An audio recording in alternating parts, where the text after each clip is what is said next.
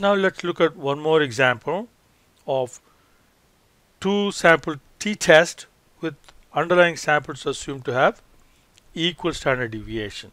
So here we are testing whether the delivery times for a local pizza restaurant is the same as a national chain. So you collect data by ordering 10 pizzas from the local pizza restaurant and 10 from a national chain at different times of the day. So you organize the data in this file. So table 10.2 shows the delivery times, the local restaurant and the national chain. And we want to test whether the local restaurant delivers faster than the national chain. So that's the purpose of this study. So let's go to the Excel file. So here we need to first define X sub 1 is delivery time for local pizza restaurant, and mu sub 1 is the mean of the local delivery times of the local pizza restaurant. X sub 2 is the delivery time for the national chain, and mu sub 2 is the average delivery time. Now we want to test whether the local chain can deliver faster. So we set up the alternative hypothesis first. Mu sub 1 is less than mu sub 2. The null hypothesis is the opposite. So let's assume 5% alpha. Now the data is given here, local and the chain. Okay, again we set up.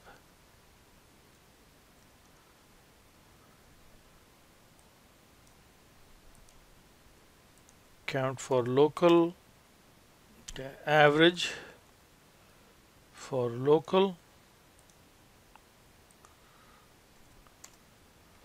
and then standard deviation for local. And we copy that over.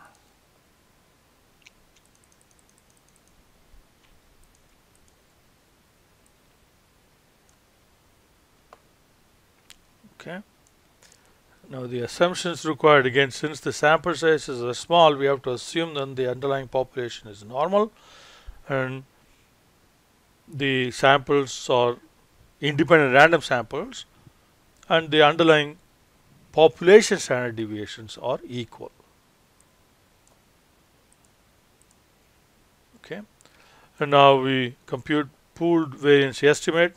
So we can do the pooled variance estimate piece by piece or all at once, and I would advise you do piece by piece. That way, we can avoid possible mistakes. N sub 1 minus 1 times the standard deviation squared. Copy that over. Okay, so now add the two. So you get the numerator part. Now n sub 1 plus n sub 2 minus 2. So that's the degrees of freedom. So pooled variance estimate would be that divided by that. Okay. Now standard error is square root of the pooled variance estimate times 1 over n1 plus 1 over n sub 2. Okay. Now t stat is x bar sub 1 minus x bar sub 2. The right hand side of the hypothesis is 0. So we need to divide by the standard error and we get the t value. Degrees of freedom is n sub 1 plus n sub 2 minus 2. A critical value approach will be t dot inv dot 2. Now this one is one tail test. So t dot inv dot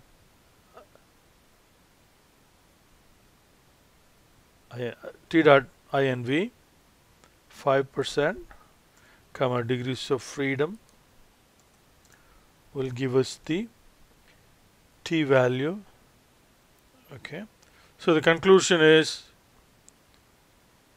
1.63 is greater than 1.73. If you imagine the normal distribution curve, so 1.73 is farther to the left than 1.634, so we cannot reject.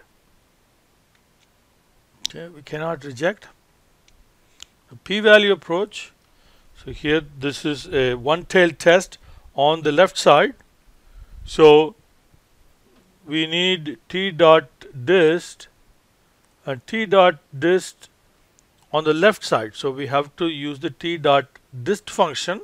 Now cumulative probability is what we want, so we can just use the t stat value, comma degrees of freedom, and when we use the dist function you have to say we want the cumulative probability. So that gives us a p-value that is greater than 5%, so we cannot reject. And the interpretation.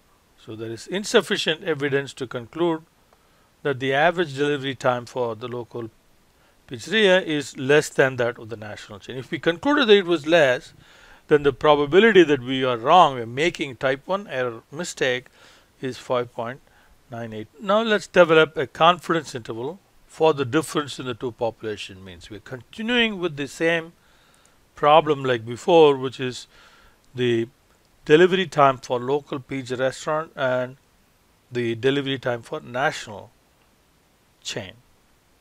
So we want confidence level of say 95%. We want 95% confidence interval.